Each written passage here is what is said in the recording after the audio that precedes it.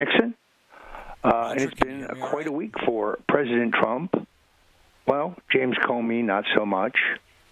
But I want to bring your attention to a story that ran at both of the a publication called the Raw Story and also a publication called the Palmer Report. Now, these two things are the epitome of fake news. Their headline, a political consulting firm based in Maryland, raided by the FBI, is tied to Roger Stone and Paul Manafort.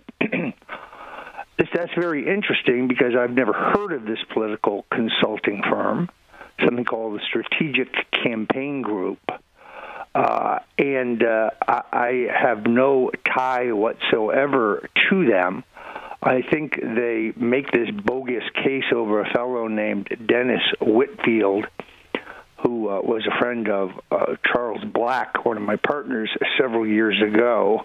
They then try to say that this raid is related to Russia. I mean, these are the biggest lies, the biggest fake news I've seen since California Congressman Eric Swalwell went on CNN last week and said that I knew about the hacking of John Podesta's emails in advance, that canard, that falsehood.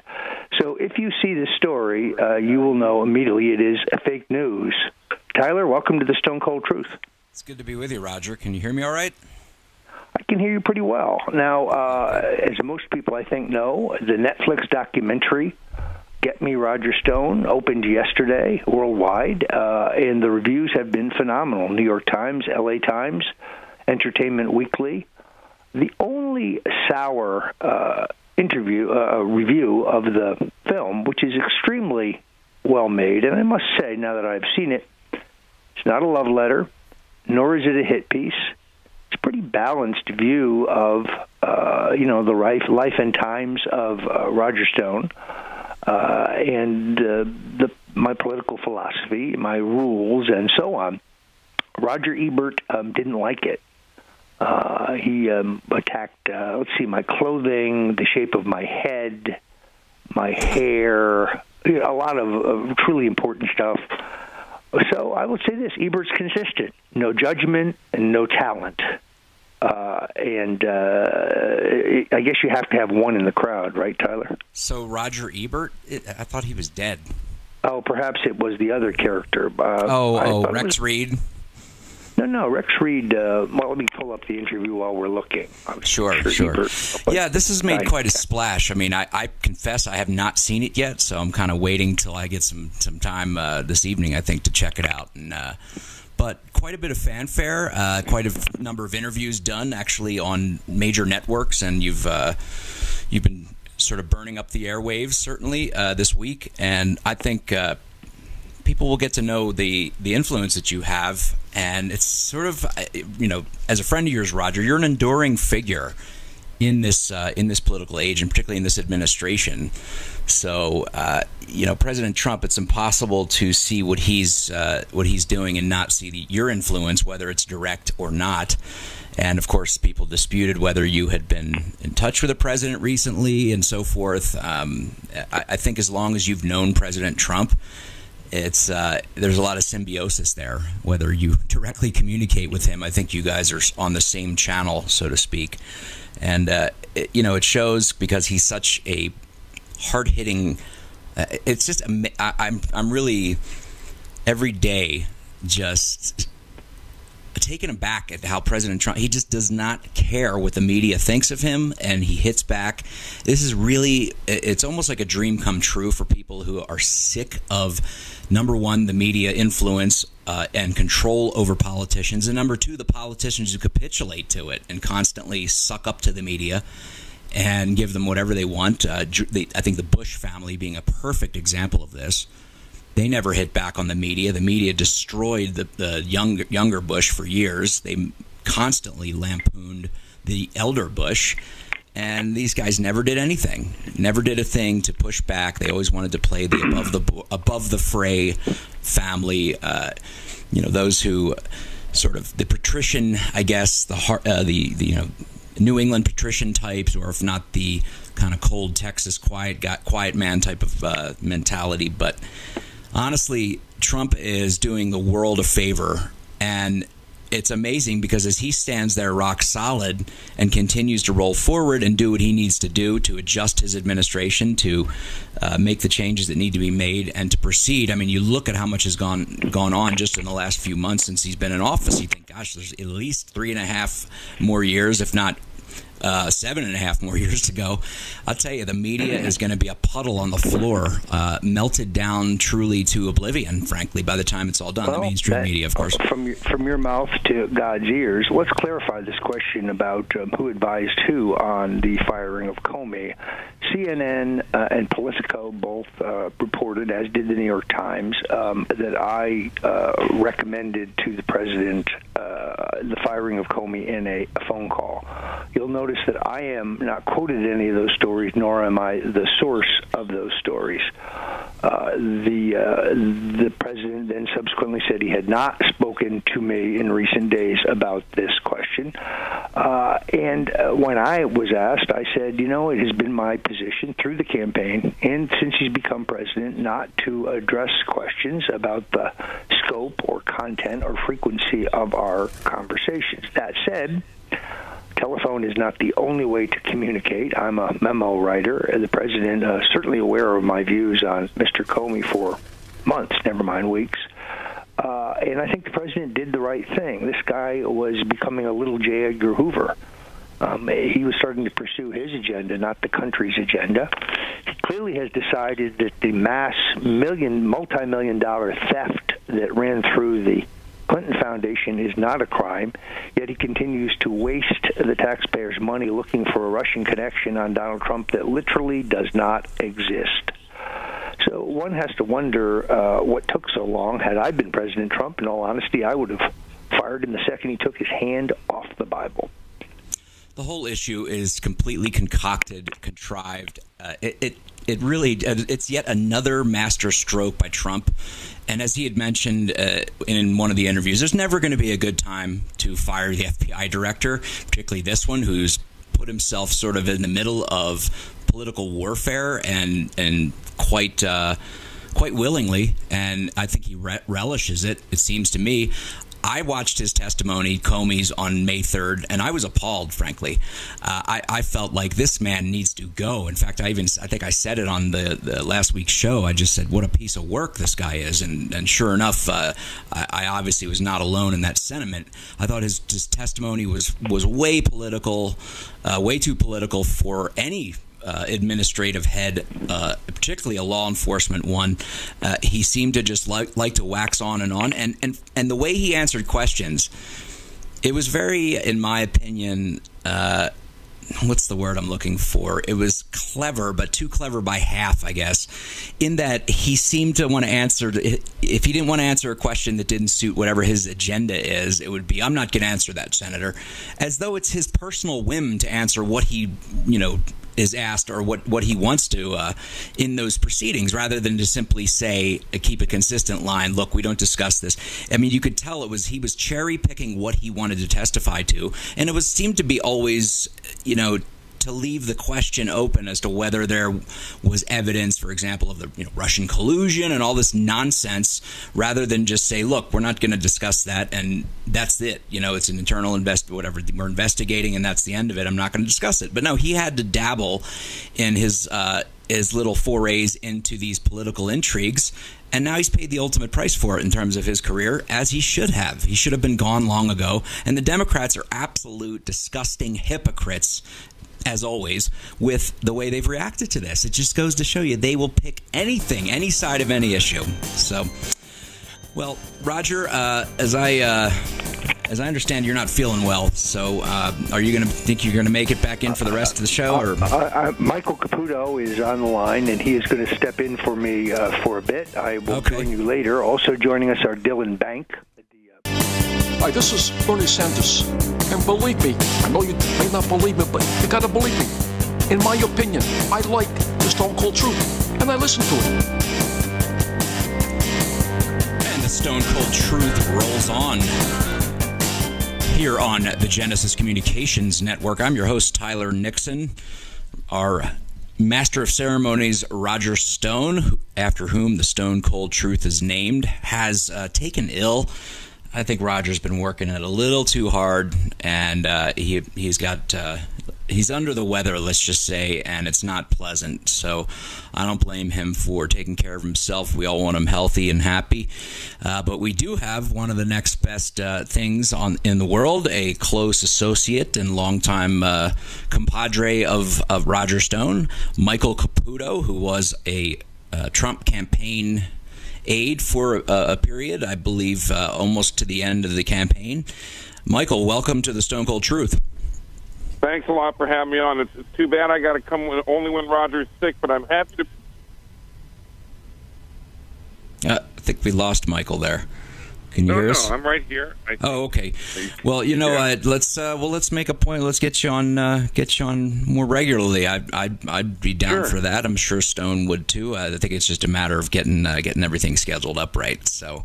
No, I'm just happy to be here. I'm sorry. I hope he feels better soon. Sure. Tell us what was your role in the campaign? You know, what was your if you want to give us the quick synopsis so everybody knows where you're coming from. Well, I met the president many years ago because of my friend, via my friendship for Roger Stone. I've been a friend of Roger's for 30 years. Started out as a driver when I was in my 20s, and so I was my life kind of dodged in and around Donald Trump through the years, and in 2013 I was leading up his exploratory committee for running for governor of New York, and after he decided not to do that and instead ran for president, the president asked me to run his New York State primary. So I joined the campaign in November of 2015, and after we had a pretty good showing in the New York State results, I joined the campaign in Trump Tower as a senior advisor to the candidate, and I guess in late April. And from there, I left the campaign and went to the convention and into the Super PAC world after that. Outstanding. So let's. I mean, this is a kind of a rare opportunity, I think. You know, that you were very close to Mr. Trump, obviously before he became the sensation that he has become in the political world. What is different, if anything, about him behind closed doors? Without, of course, revealing confidences or anything like that, but behind closed doors versus what the public image is, what's being portrayed, what the media would have us all believe about Donald Trump. I mean, and I'll just say real quick, my assessment is that the man is far more shrewd than he's given credit for. He may not be an intellectual, so to speak. He may not be part of the, someone who would fit into the intelligentsia, the sort of brainiacs who think they rule the world and don't know what from Shinola. But that being said, what are your thoughts on dealing with President Trump on a personal basis, and maybe what's different about him, if anything, from his media? I don't think he's changed at all from when I used to work closer with him, and from the days when he was merely CEO of the Trump Organization. What's interesting to me is that no matter how much pressure, no matter how much insults and beatings and everything they heap upon Donald Trump, the next day he gets up and he's just as strong as he was the morning before, and he's always had such a strong backbone and an ability to take so much pressure and take so much criticism. But he hasn't changed a bit since back in those days. But what really amazes me is how much he can take. In fact, he looks the same, acts the same, talks the same, and looks as strong as he did every single day in the business world. And yet he's got trillions of dollars of wealth and opposition, arraying against him every morning when he wakes up, that beats on him incessantly, every day, all day long, from all angles, from the right, from the left, from the Republican Party, from the Democratic Party, from the French, from the Germans. It comes from everywhere, and yet every morning he gets up, he puts on his suit, and he comes down, and he's ready to do battle again. I'd say he hasn't changed a bit. What's amazing to me is my expectations for him are even greater than they were before. Yeah, I think that's exactly what I expected and what I thought. And he's particularly suited for this task at this time and with this environment. I think he is really. You talked of Ronald Reagan being Teflon, nothing sticks to him. I think Trump is truly Teflon in the sense he's almost like Teflon and Kevlar, meaning it doesn't stick to him. It also doesn't penetrate in the slightest. And I think he shares that with Stone as well. I think Stone is very, in my experience working with him, people savage him and he just keeps going. And it takes a particular grit that he's not given credit for. I thought halfway through the campaign, I thought to myself, my God, this man has the entire establishment world gunning for him, and with using everything they can think of to throw at him, every possible, from the profane insults to the absurd, basically talking heads who just wax on and on with their complete fabricated fairy tales that it continues to this day. And yet he's always managed to just kind of plow forward. It's someone who I always said, like, I think this was back when Roger had first dropped the idea a couple of years ago, to me at least, that Trump might run. I thought he'd be a wrecking ball through the China shop of establishment Washington. And it seems like that's exactly what he is, and he's got the grit and the strength to do it. And we need it in this country, Michael. I'll tell you what. I mean, it's gotten dismal. Well, Tyler, I think that back in 2013 when we were talking about him running for governor of New York, by the way, Roger was dead set against that, called it the stupidest idea he ever heard. And was insisted that if Trump ran and won or lost for governor, it would be a deadly blow to his potential presidency. Roger was working against me every step of that way, let me tell you. Hey, it turned out he was right as well. But, I'll tell you, the idea for me back then, we had just run, actually Roger was very much involved in the governor's race in 2010 in New York, where we ran a flawed but heartfelt candidate for governor in Carl Palladino, a businessman, self-made. Let me get you to hold that thought, Michael. Sure. We're coming up on a short little interlude here with our commercial breaks, but I just wanted to. Invite everyone to stay with us. Unfortunately, Roger's taken ill, and I'm going to be bringing in also my good friend Doug Beatty, who is he's the son of Ned Beatty, if you know who Ned Beatty is, certainly, and Ned Beatty being a great actor from the 1970s, and Doug is a talent in and of himself, and we've got him lined up on Skype, so we're going to try to work that out and keep the show going a little bit here without the master of ceremonies himself, unfortunately not present. But Michael, are you going to be able to stay with us for another segment? Sure, no problem. Okay, and we'll find out what you're up to these days. I'd certainly like to know, and if you stay in touch with anybody within the campaign, it'd be great to know. And you are listening to the Stone Cold Truth here on the Genesis Communications Network. Do not go away.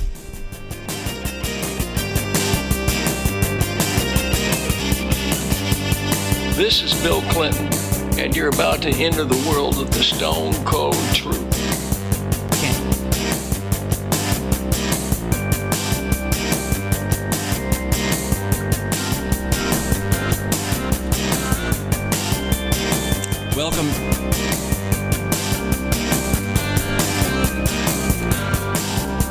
Welcome back to the Stone Cold Truth here on Genesis Communications Network. I'm your host, Tyler Nixon.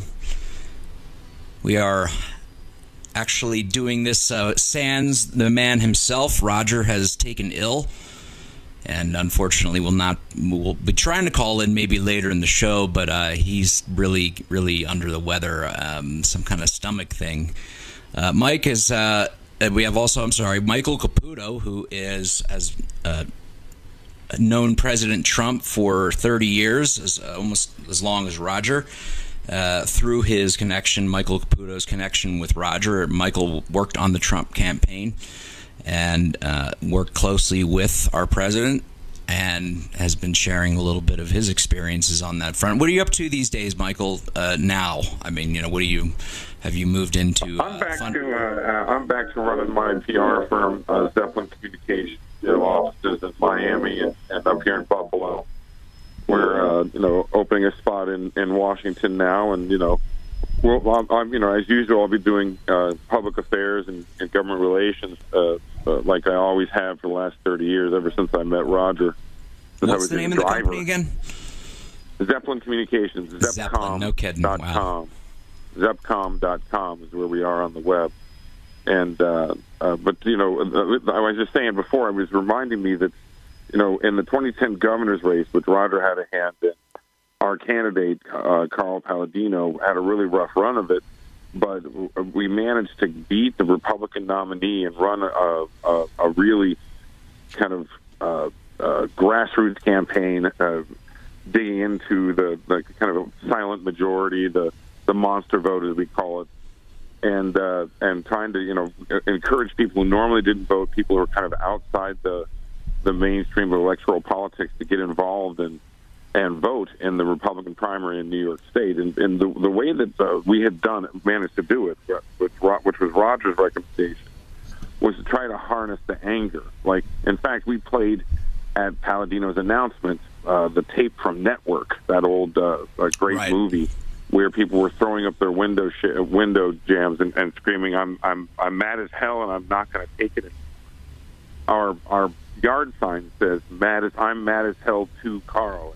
While the campaign, we ended up losing to Andrew Cuomo rather handily in general, it was a remarkable campaign in the way that we were able to manage, able to harness the energy of the frustration and the grassroots. And when we were trying to recruit Donald Trump to run in 2014 for governor, we spent a lot of time talking with him about that race and about how angry the voters were and how we managed to bring them into the campaign and get their support and motivate them to come to the polls on primary day. And it was very clear that President Trump was taking a lot of notes and a lot of mental notes on our conversations, and he actually became very close and good friends with Carl Palladino, the candidate in the gubernatorial race in 2010. And as it turns out, Roger and Sam Nunberg and the other early folks who were around Trump, preparing him to run for president while we were working in Trump Tower right next to them, trying to convince him to run for governor. I think the way that we were able to, if you look at when Donald Trump got his trademark on Make America Great Again, it was quite a long time ago. He'd clearly been angling for president for a lot of time. But I think it was right after the presidential election in 2012, correct? Right. Yeah, I think the 2010 New York governor's race had an impact on him as well. And the lessons that Roger took away from 2010 New York gubernatorial, I think, drove him and Sam Nunberg and their work on the campaign, on preparing Donald Trump for a campaign. I have to say that you shouldn't feel bad. I'm sure you gave a best efforts in the Palladino campaign and really ran a great campaign. Let's face it, Michael, coming from Delaware, the Northeast Mid-Atlantic is very much lost to the Democrats from Maryland on up. It's kind of nut country in a sense, or it's people are dug in. They're very partisan. They're very clannish with their political parties. It's very hard to penetrate. So I'm sure it's not for lack of running a great campaign that you lost to Andrew Cuomo. Of course, he's an excellent politician as well, and the family name. It was almost a foregone conclusion. But obviously, what came out of that, from what I'm hearing from you, is that the sort of seeds of the Trump presidential campaign a few years later, and Roger, obviously, and you picked up on this discontent as a primary campaign theme, which I think most politicians, there was the Tea Party going on, obviously, but it was sort of a different kind of cast. I think when you look at the snowflake brigades out there now, that are burning cars and marching the streets and so forth. The Tea Party was relatively innocuous by comparison. So really, people were angry, but they weren't really taking it to the streets, or not taking it to the streets, but taking it, I should say, to the media establishment and sort of pushing back and calling them out for what they are. They were trying to act in good faith and say, this is what we want. We want our constitutional rights. We don't want this massive Leviathan national government controlling our lives. We don't want socialism. But I think that was never expressed adequately enough to mobilize people to feel like, hey, this is a clarion, this is someone I can get behind. And I think Trump crystallized that perfectly in 2016.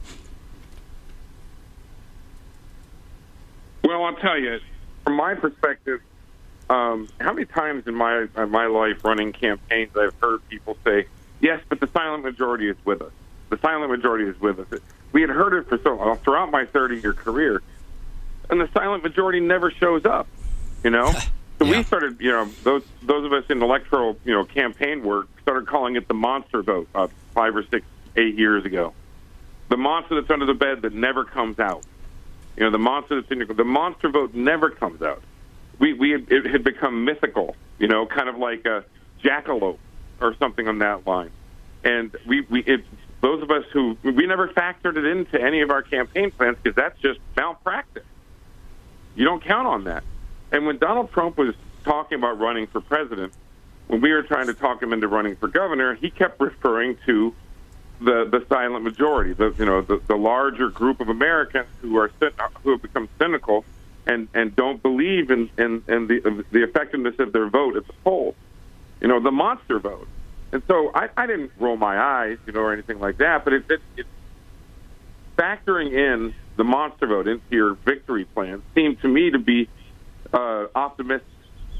And as it turns out, the first person, at least in my memory, perhaps in modern times, to really move the monster vote, the silent majority out from under the bed in the United States politics was Donald Trump.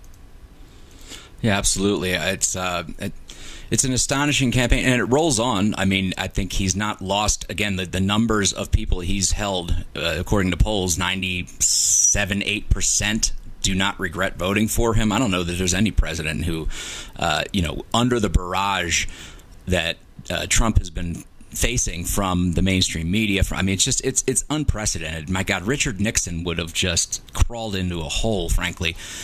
Not that I'm in any way denigrating my distant relative, President Nixon, but he didn't have, I think he really was acutely sensitive to what the media was saying about him and so forth. He couldn't get up and lie without falling apart.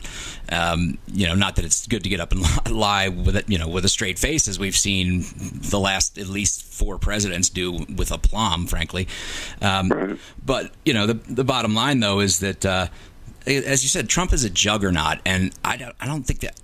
It's totally fascinating to me to see it unfold, because it's like they just keep coming back to their standard playbook. They don't know how. It's just like a mob that has a sort of a toothless mob that's gathering and amassing and screaming and shouting, but they just can't get any. They can't break through. They can't break through the gate, and thankfully so. You know, because I think Trump has really, you know, built a wall, truly a wall, you know, between the. You know, between the mainstream media and people's sensibilities about what politics is and what it needs to be. He's created an entirely separate narrative. So you're listening to Stone Cold Truth here on the Genesis Communications Network. Don't go away.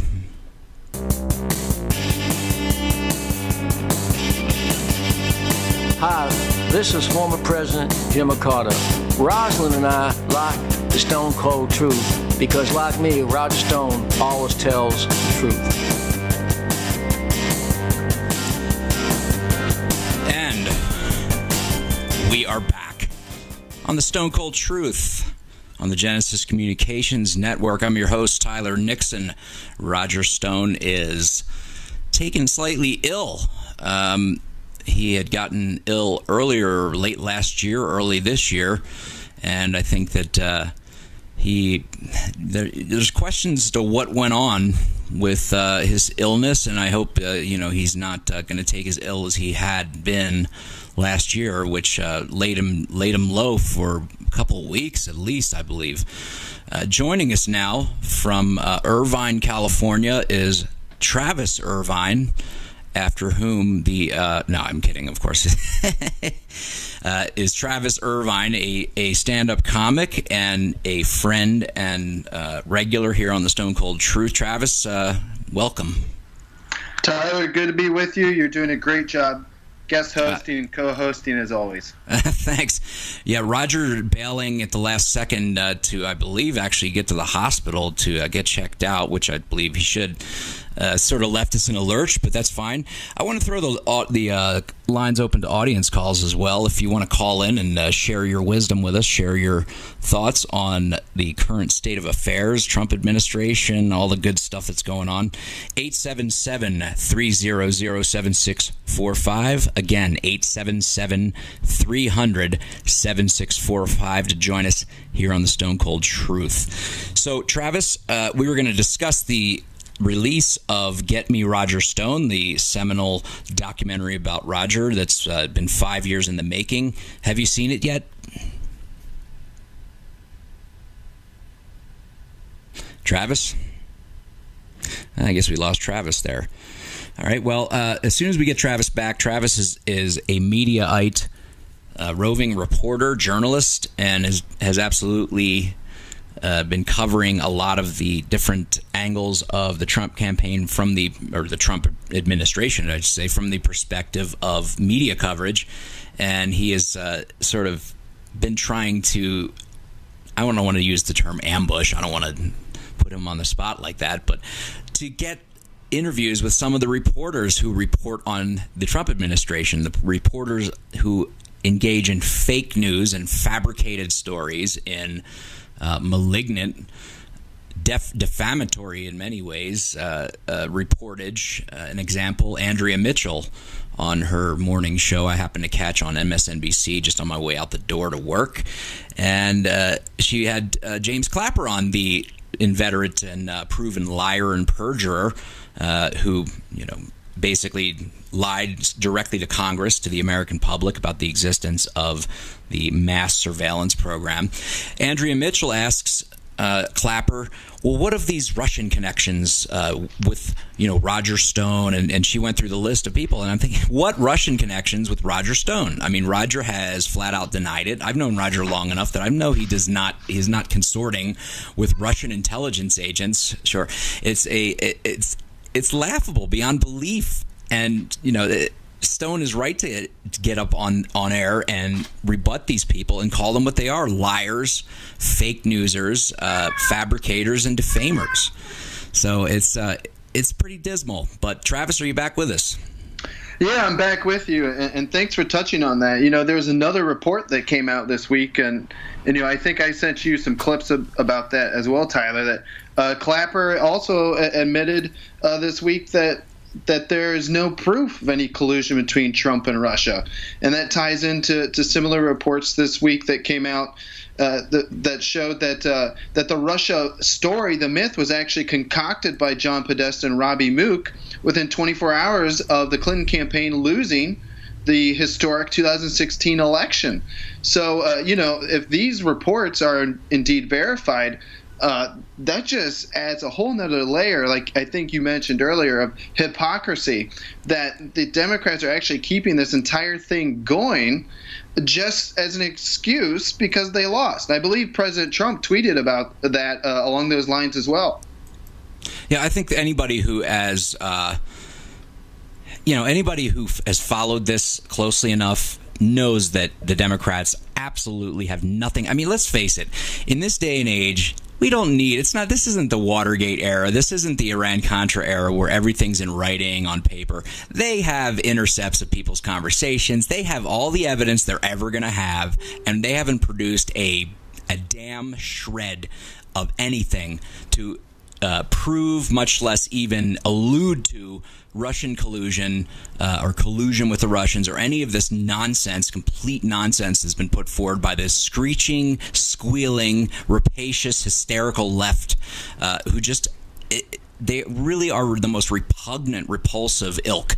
I'm sorry to have to characterize other people like that, but they just turn my stomach. They make me sick because they are distorting and defaming and attempting to destroy just any semblance of it's like they're going to take everything down with them. They can't stand the fact, because I think Trump represents to them the end of their long-standing socialist enterprise that began with Franklin Roosevelt and has continued with this build the national Leviathan and, control the public, bring in socialism. Let's, let the officious ministerial super state control all our lives. And Trump represents the death knell of that in so many ways, as well as the death knell of their ability to control information, to control the narrative, to control what people think, to just, if, as Roger is fond of saying, if they didn't report it in the old days, it never happened. And that's what they can't stand, is that Trump has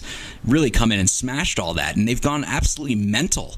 And no, I don't think any thinking person believes for a second that they really are concerned, quote, with Russian collusion. And they're so up in arms about, oh my gosh, the Republic is under assault by this. It is such a crock. And I just can't believe that anyone with a brain, half a brain, would believe for a second this nonsense.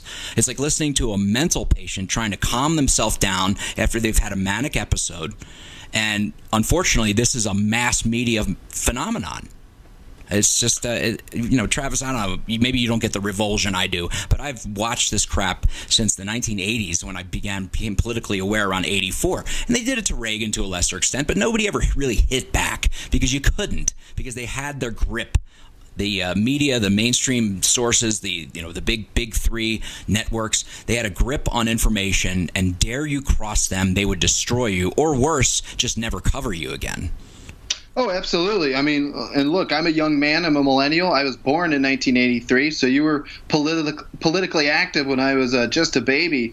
But it really makes me sick as a millennial who, again, as of now, I'm still a registered Democrat. I wanted to see the progressives kind of take over the Democratic Party with Bernie Sanders and everything. But how sad is it that we are literally living in a world where you have this myth concocted by Podesta and Mook to basically save their careers, to make up for the fact that they didn't campaign in the Midwest and the Rust Belt the way they should have, to make up for the fact that their campaign was not run well. They wasted tons of money. They had a lousy candidate.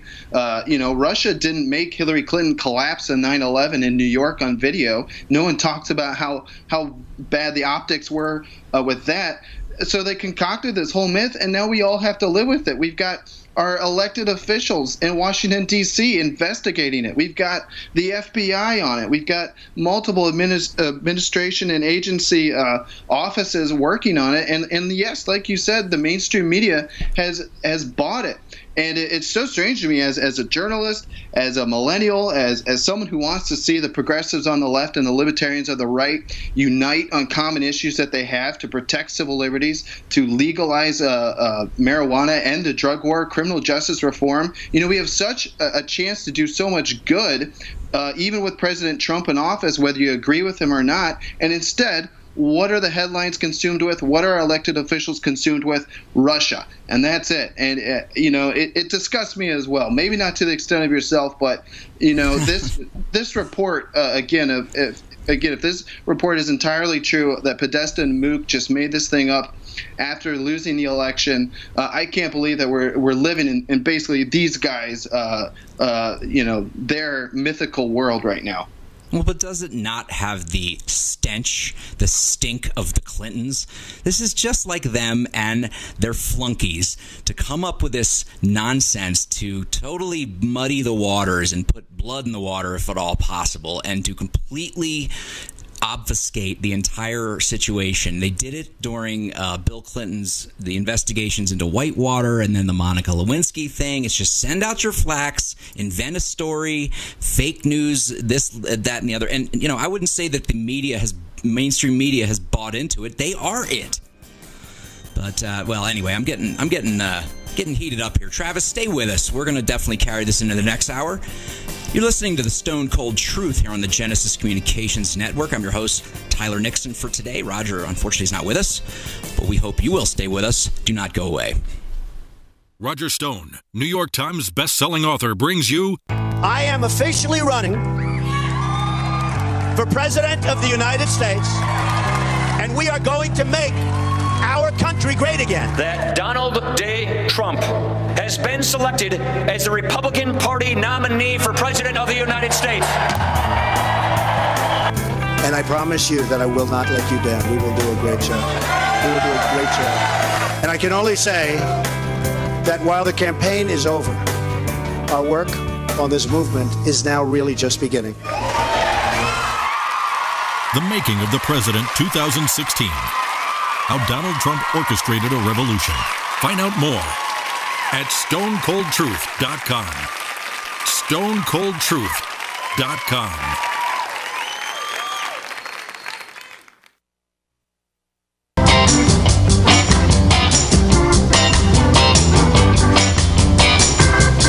Welcome back to Stone Cold Truth here on the Genesis Communications Network. I'm your host, Tyler Nixon. Roger Stone has taken ill, unfortunately. I think Roger's been burning the candle at both ends. Making America great again is not an easy task. And, of course, he's done his part in that for certain as a confidant of our president, as well as very much an ideological, not ideological, I guess, strategic mentor in a sense. I hate to overstate Roger's involvement with the president, but he has been probably the president's longest time political advisor and sort of he's like a Trump whisperer, I heard one person say. But we have joining us Travis Irvine, a millennial, as he likes to call himself, but also a stand-up comic and a raconteur, working for Mediaite right now. What do you write columns there, Travis? No, I just do man-on-the-street videos with basically cable news biggest celebrities from Fox News, CNN, MSNBC, things like that. Where can we find those, actually? Was there, I guess, Mediaite, but is there a, slash Travis Irvine, or, Google you? What's the best way? Yeah, if you go to Mediaite.com, you just search my name, Travis Irvine, Irvine like California, like you mentioned before. You will find all of those.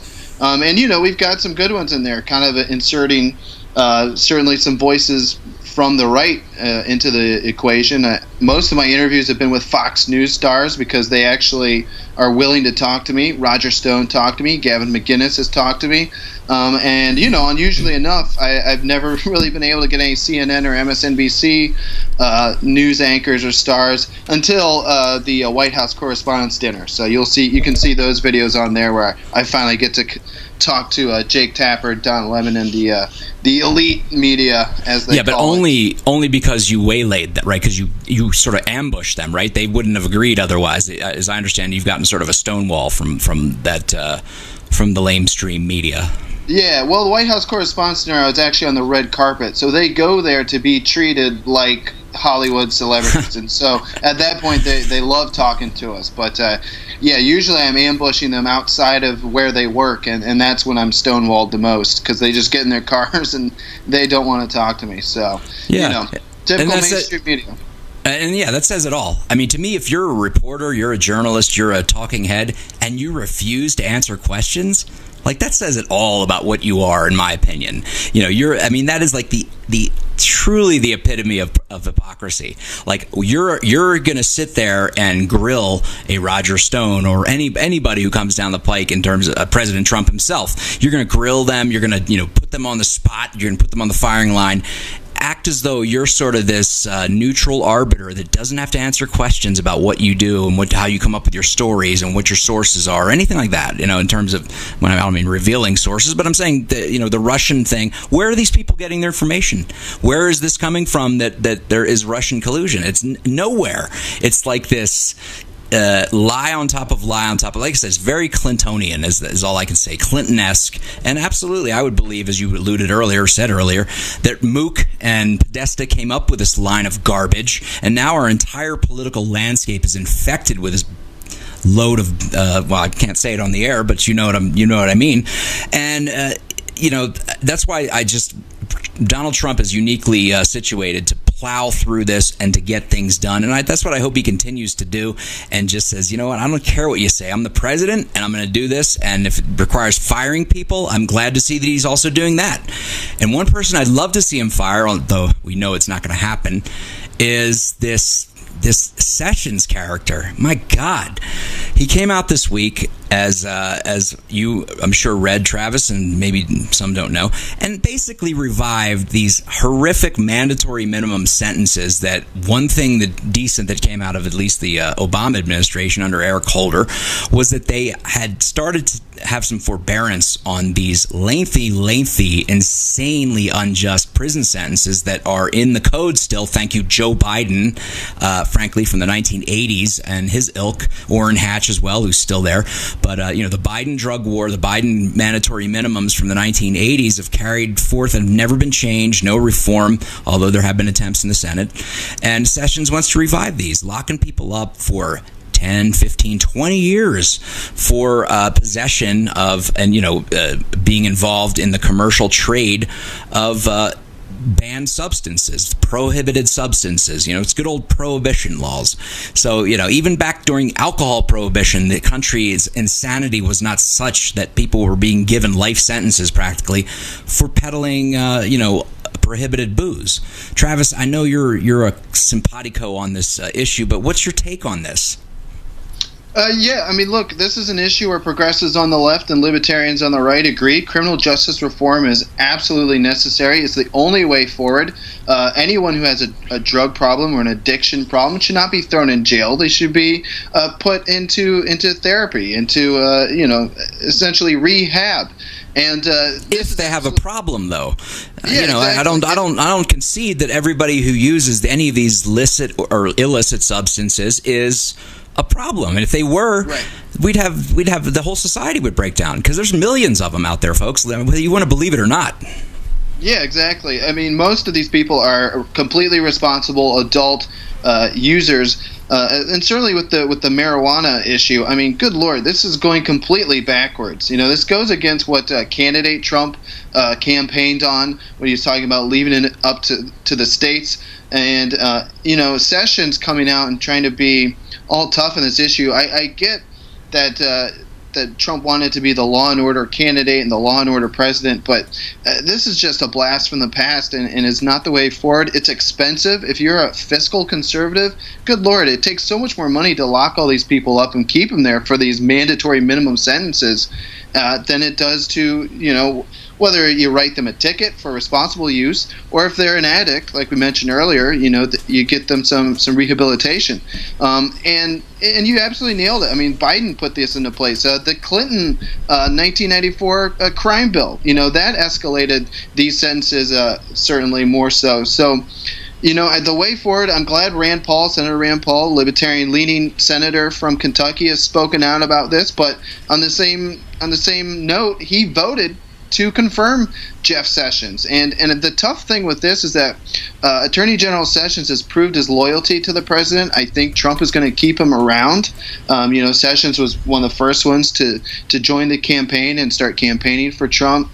And so it's kind of a mixed bag. I'm absolutely with you. I wish Sessions wasn't pursuing this, but at the same time, I don't see him going anywhere, unfortunately. Interestingly, Rand Paul voted against Jim Comey's confirmation in the Senate. That's he was right. the only vote. So the only one, yeah. Yeah, and I get to some extent that's more of a political calculation on Rand Paul's part, having voted for Sessions. In one sense, I really detest Sessions' mindset and his reactionary belief set, I guess you could say, for what it is, which is that you're willing to inflict injustice, you're willing to inflict harm, specific harm, to reduce supposedly alleged general harm, which is, the drugs are a problem in this country, therefore destroy lives, lock people up, put them in prison for decades for nonviolent offenses, for less than people get for rape and murder in some cases. I mean, that is twisted beyond belief. If you support that, I think you really have a screw loose, that someone who's involved in what are acts that, were they not criminalized would be just normal everyday commerce, but are turned into these bad guy criminals and this big. It's completely ridiculous. They've given rise to the cartels as they did to the mafia during alcohol prohibition, and the whole thing is a scam, if you ask me. In the end, but I'm hoping that really what Sessions is correct on, though, is that this is still the law. And it's the responsibility of Congress to fix this. And I'm hoping that what we get is a fix from Congress eventually, because, these laws cannot stand and they cannot be sustained. So, Travis, I think we're coming up on our station break here. I really appreciate your joining us here, and we will definitely have you on in the next, if not next weekend, then the coming days of the Stone Cold Truth. Thanks for joining us. Thanks so much, Tyler. Well, you're listening to Stone Cold Truth on Genesis Communications Network. Stay with us.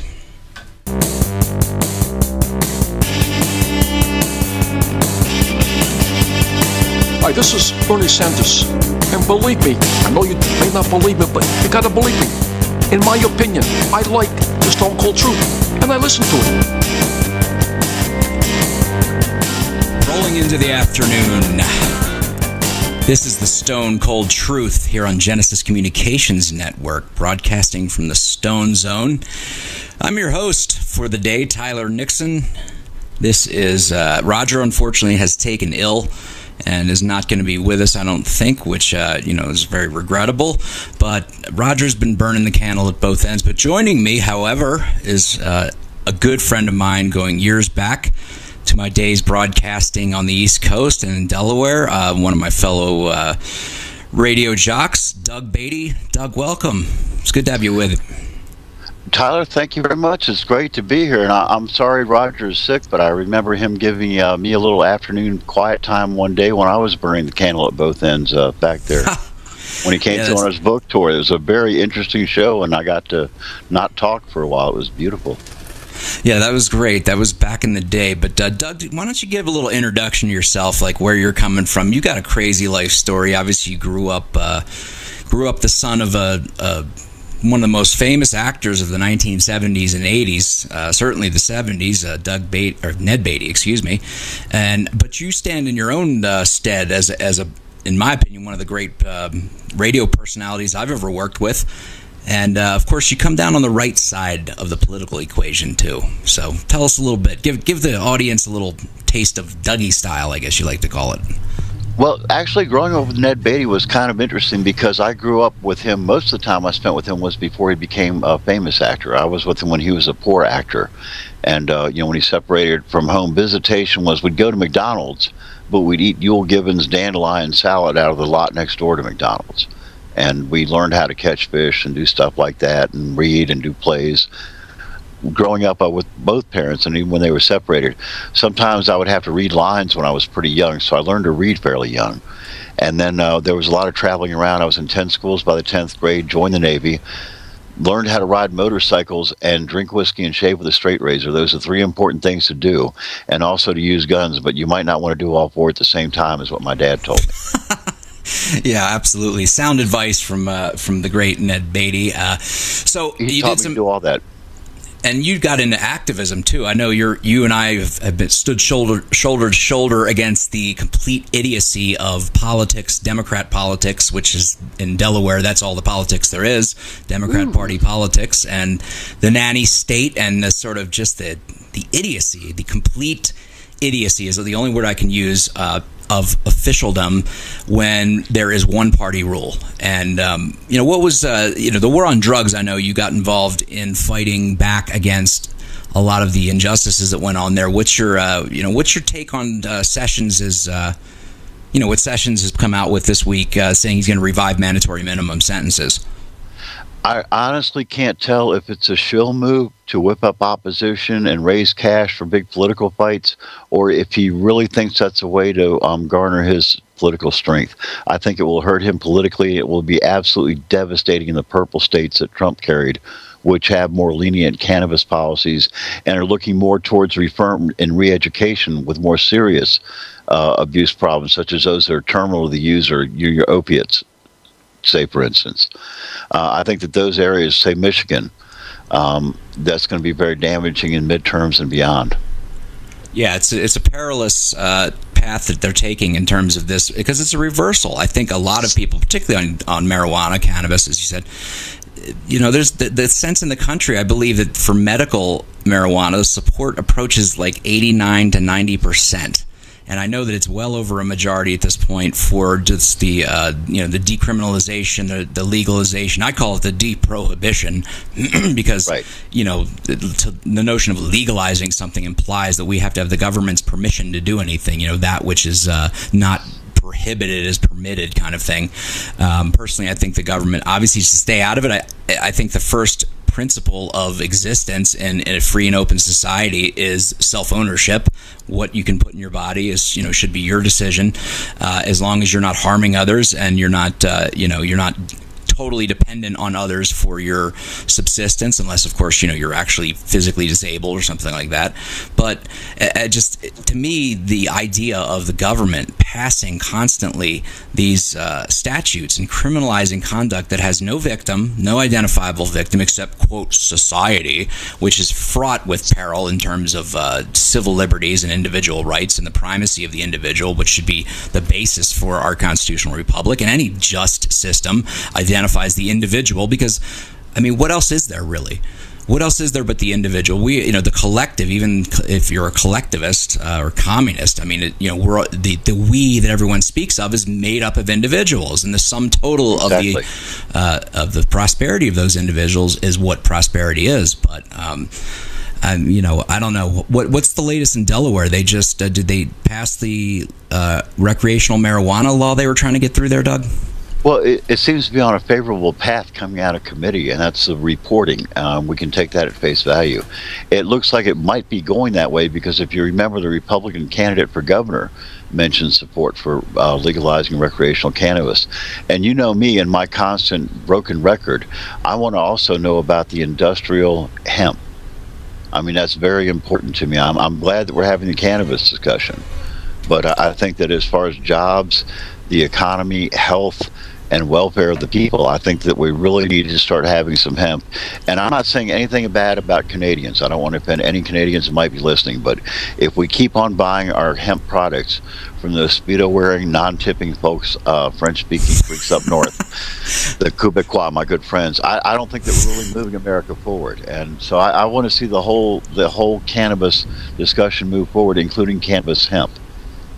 Yeah, that's the sort of little known downside, I think, of the fact that we've had prohibition in place for as long as we have, is that we've denied the public, we've denied America the access and the ability to use hemp products largely without, domestically anyway. And that to me is a total insanity. This is how far down we are into this rabbit hole of absurd authoritarianism and attempts to basically control people's minds, because let's face it, these drugs are psychoactive. They're people use them for some psychoactive effect, some sort of therapeutic effect, whatever the case. And the government is saying, no, we will tell you what your mind will be. We will control that. Otherwise, we're going to lock you away for longer than, in many cases, as I said in the earlier segment, what actual violent criminals are sentenced to: rape, murder, robbery, all these things. And as you know, back home, I used to get on the airwaves and say, I'm so glad that all the rapes and robberies and murders and shootings and whatever have all been solved, so we can just spend tons of money chasing down people who want to have a little bit of recreational high or some sort of release or relief. It's the nature of humanity. Since the first time you could ferment, or since the first time that humans discovered, fermentation and discovered alcohol and exotic plants and things that had psychoactive effects, mankind has sought to, in some way, have an altered perception, an altered reality, an expansion of your mind. And I just think it's demented, and it's beyond belief that our government would release armies of thugs to try to stop this. So, well, I'll tell you, we're gonna hold you over. We're actually coming up. We have Dylan Bank, who is one of the directors of Get Me Roger Stone, the great documentary that's come out and is on Netflix this week. You're listening to Stone Cold Truth here on Genesis Communications Network. I'm your host, Tyler Nixon. Don't go away.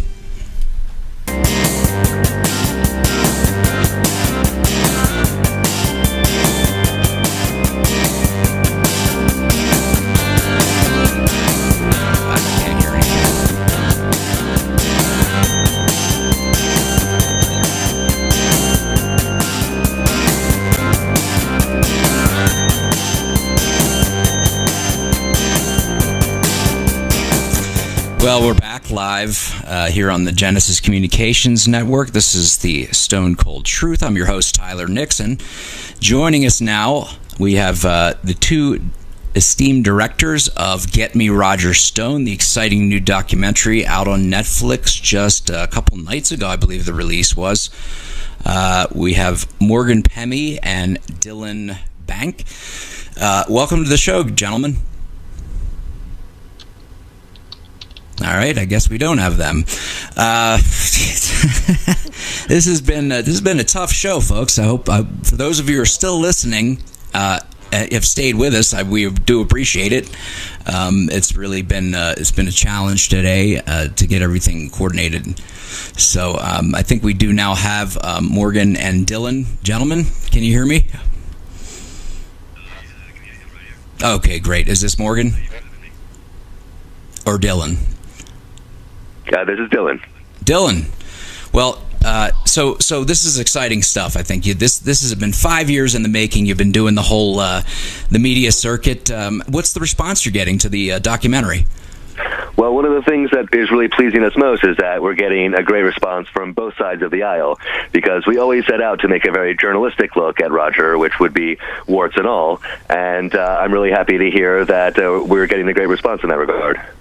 Yeah, I mean, one thing I can say, having known Roger as long as I have, he's nothing if not entertaining, for sure. So you got to follow him around for 5 years. I'm sure it was on and off. But what are some of the more wild stories out there? You know, without getting too crazy, but does anything stick out in your mind that Roger, you saw him do, or that maybe was caught that didn't make it into the documentary?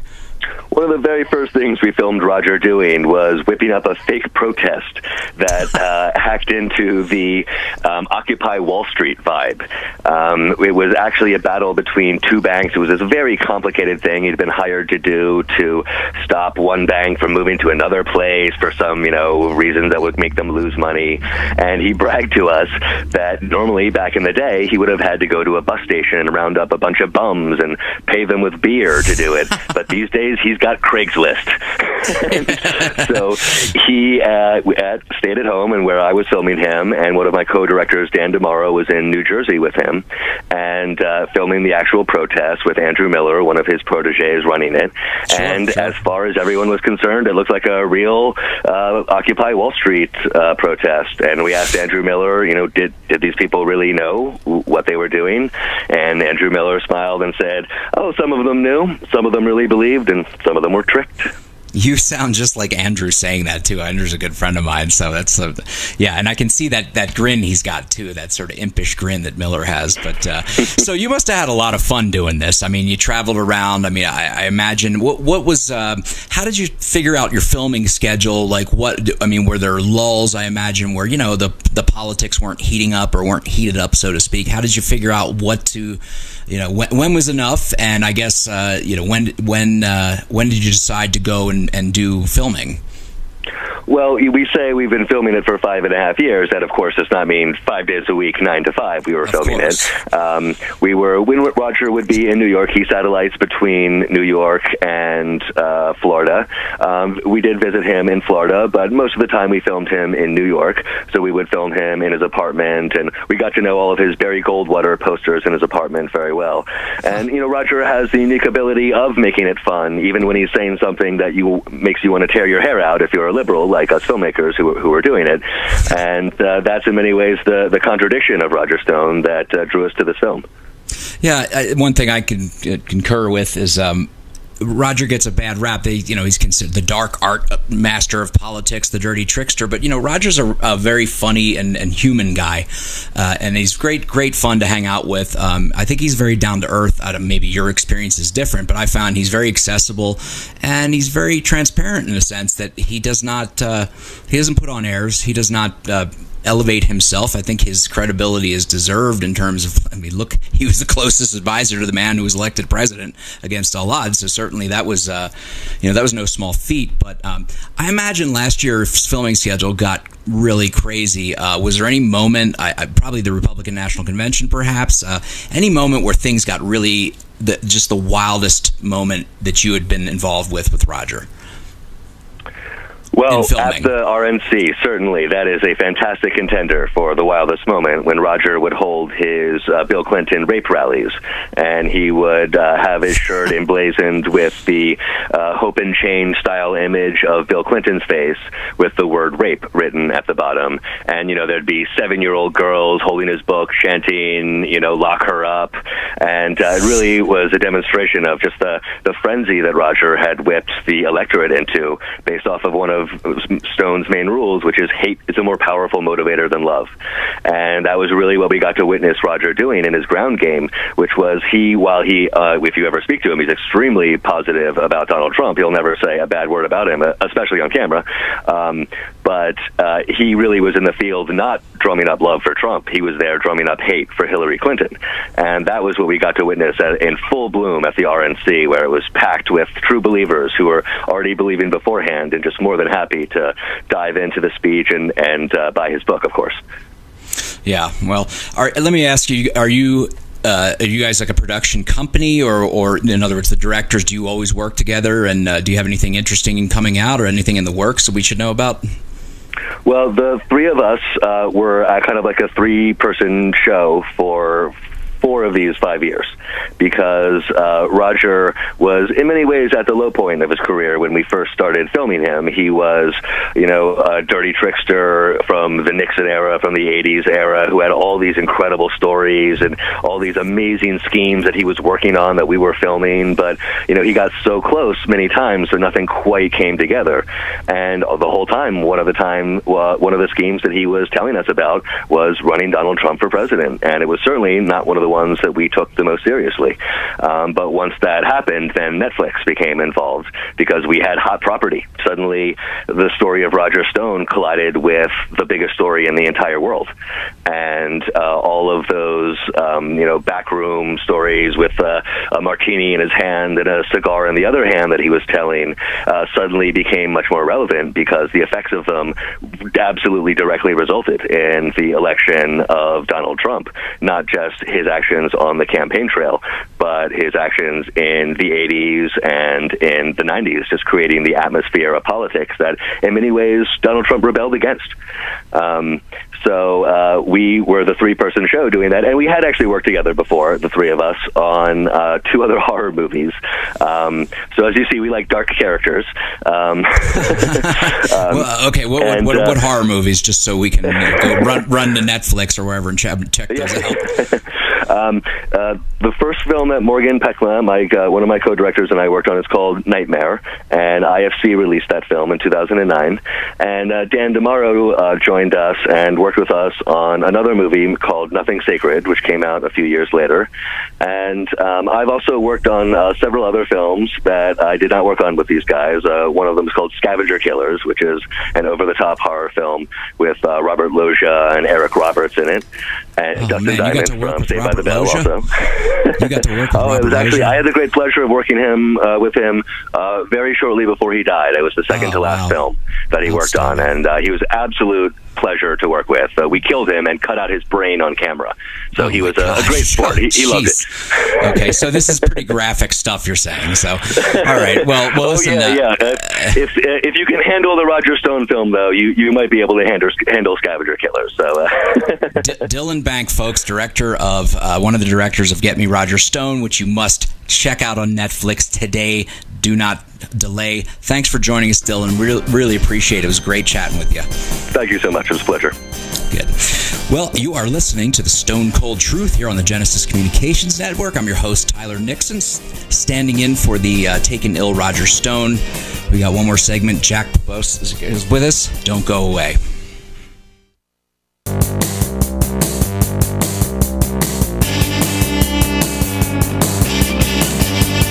Hi, this is former President Jimmy Carter. Rosalind and I like the Stone Cold Truth because, like me, Roger Stone always tells the truth.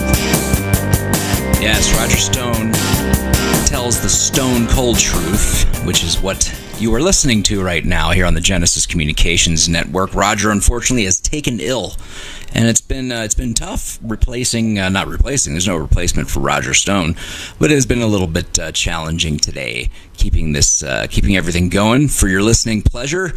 Joining us, an up-and-coming media star and journalist, Jack Pobosich. Jack, welcome to the Stone Cold Truth. Appreciate it. Yeah, listen, I got to apologize for our little mix-up there. It's been we kind of got a little backlog and clustered up a few guests, but I'm really glad you could join us, and we'll certainly be looking forward to having you on again in the future. So, just tell us a little bit for those who don't know, what your background is. What's how'd you get involved in politics, and what do you do now? Yeah, sure. So right now I'm currently the Washington bureau chief for Rebel Media. I just spent my first week in the White House at the White House press corps, and we can talk about that in a minute. Yeah, sure. Sort of my background, I've worked on 4 different presidential campaigns and other campaigns for Republicans, and I spent about 5 years in the U.S. Navy, both as enlisted and officer, with multiple overseas deployments. Wow. Well, it's funny because my sort of erstwhile or current co-host that I have on here on the other end of the line, Doug Beatty, is also a Navy veteran. Doug, you served as well, right? I guess we lost Doug. So, Jack, you had an amazing, Twitter explosion this week with regard to the French presidential election. I was fascinated by that. You created a hashtag and it just went viral. What's the deal there? What happened? Yeah, so I created the hashtag Macron Leaks in reference to Emmanuel Macron, who was running, and I guess he's the current, or I guess he will be inaugurated as president of France.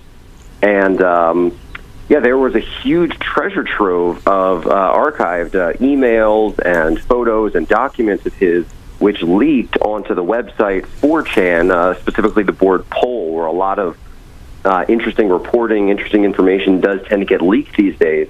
And I'd heard, there were some messages, some chatter on there that, hey, something big is coming with the French election.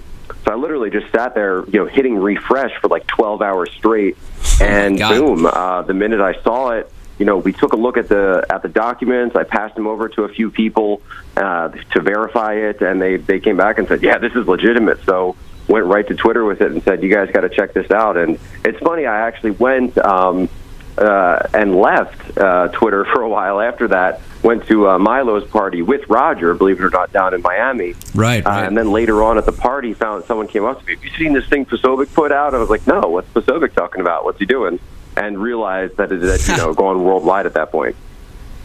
Yeah, that's got to be after sitting 12 hours hitting refresh, and I've certainly been there for concert tickets anyway, but not for WikiLeaks or any kind of leaks. Felt like that. Yeah, well, so there is. I was wondering, it's like this guy. You made it seem so easy. I figured, he just kind of had a little thread he grabbed onto and ran with it. But no, it's good to know there's work behind it. So you certainly deserve the acclaim for it. How long does that? I mean, obviously it's here and gone, but what do you? This week we have the Comey resignation. Firing, the righteous firing of that guy, where do you go? How do you sort of develop what news stories or different topics you want to cover? Like, just generally speaking, how do you develop? Well, there's 2 pools I use. I mean, one, definitely I use sources and connections that I've made through my years working in the Navy. I did spend time in Navy intelligence, so those intelligence community contacts that definitely fan out throughout the government. But then also having Twitter, having that base of so many followers and so many people, you'll get people all the time that say, hey, I've got a story, hey, I've got something for you should cover this. And, if someone sends me something that's fairly salacious or fairly interesting, typically you'll have users on there that, they might be an anonymous account, but you don't know who they actually are in real life. And some of them actually are FBI agents, people in different parts of the government, people in different sectors of the government, or even the administration. And they're willing to reach out because they've seen the fact that we're doing real journalism and the fact that we're not going to put this conspiratorial spin on it like the mainstream media would. We're going to report what's going on. And so they're willing to give us this information. Boy, isn't that irony that the mainstream media, as you call it, they're the conspiracists, so to speak, now, that they're the ones coming up with all the conspiracy theories. Everything's a conspiracy with them. I sit in the press room all all week this week, and it's when did Trump decide to? Why didn't Trump fire Comey originally? Was it based on this recommendation, or did he do it himself? I'm like, God, he fired him. Like, what are you trying to point out here? Like, what are you getting at? It's amazing to me. It's like they ignore real conspiracies that occur, in our history. Let's just say, and as you know, Roger Stone wrote "The Man Who Killed Kennedy," the case against LBJ. I'm personally been studying that and a scholar of that event in our history for many years since I was young. And I devoured that book by Roger. I probably read the entire thing in less than 24 hours. Yeah, no, it's gripping. I mean, and when you look at Johnson, you think that, like, look at the veneer that they put on him in history. Lyndon Johnson, the man was an amoral psychopath. I mean, Donald Trump looks like a priest, a Jesuit priest, compared to Lyndon Johnson. Yet you will not hear that in the mainstream media, who revere a leftist demagogue and tyrant like Lyndon Johnson because he fits their ideology. Yeah, he says all the right things to them. He plays the game of essentially sucking up to get the press coverage he wants, and they completely overlooked the fact that he said extremely racist things. He put out policies that he knew would be detrimental to the black families in black America, and he essentially ran the White House like a megalomaniac for so many years, but it's all covered up because, well, he's Johnson and he's one of ours. I actually went on MSNBC with Joy Behar? Not Joy Behar. What's her name? Not. AM Joy. Joy Reid. Okay. And she had me on in a panel, and it was kind of before my name had really been out there. She didn't know who I was. And I started talking about how Johnson was against the Civil Rights Act. And she's like, that's not true. That's not true. Like, yes, it is, Joy. He was totally against it for so many years. Oh, yeah. Very cynical. Well, having the last name Nixon, I've had to live with this. I was a young kid in the 80s to get interested in politics and even in the Republican Party. Oh, you better change your name. And I'm like, God almighty. And I look back and think Nixon was a piker compared to Lyndon Johnson. But I don't want to get derailed onto Lyndon Johnson. I think, there's interesting enough events happening currently. But, I mean, the point was... Well, and just bring it back from Nixon is the media is trying to paint what Trump did this week to Comey and say, oh, he's Nixon now. And then exactly. Firing Comey. And then Trump goes in and tweaks him a little bit by bringing Henry Kissinger into the office, unannounced. Yeah. Trump is a genius. I mean, I don't know if it's almost savant level in terms of how he is able to just tweak, just grab their nose, you know what I mean? Just sort of pluck their nose and have them freak out, absolute, head exploding freakouts all over, up and down. And it's just exposing them. He is really almost like the revealer. He is letting them reveal themselves by how they react to him, and it's genius. And I think it's really a seminal presidency in the life of this republic. And I hope at the end of it, we have the fake news, the mainstream media have been beaten back to where they belong, which is relegated to just hagiographers for their ideological darlings on the left, and that's it, and taken no more seriously than that. Yeah, and that's kind of the role that I see with myself as being part of the White House press corps now, is that, I'm in there and I'm reporting on the press briefing and I'm reporting on what, Sean Spicer may have to say that day, or Sarah Huckabee Sanders, who filled in for 2 days this week, or anyone else. H.R. McMaster gave us a briefing. But what I'm also doing is I'm reporting on the people around me, and they do not like that. I'm taking pictures of them with their notes and their computer screens up. I'm telling you what they're talking about, and they hate it. They say, you're not supposed to film here. Don't take that picture. Right. And yeah. I mean, big names that you would know have come up to me. You're not welcome here. That seat's not for you. You shouldn't be here. All that stuff. Jack, is that not the height of hypocrisy, which I touched on with Travis Irvine earlier, who does media interviews, attempts to interview, CNN luminaries, whatever you want to call them, that these people don't want to be themselves reported on or questioned or in any way exposed? I mean, this is your job, supposedly, their jobs, in other words, and they certainly relish exposing and making stuff up, frankly, anything they can, yet they don't want to be scrutinized. It's just, it amazes me that they're so unself-aware, I guess would be the word, to make up a word there. Yeah, that's just it too. And I actually turned to my producer after the one thing, and I said, we're staying in a room full of cameras, but these people, they're all so coddled, and they're all so used to being the one sort of firing ammunition at other people. And I've been so nice. I've been so polite to everyone. I haven't said anything negative, anything insulting.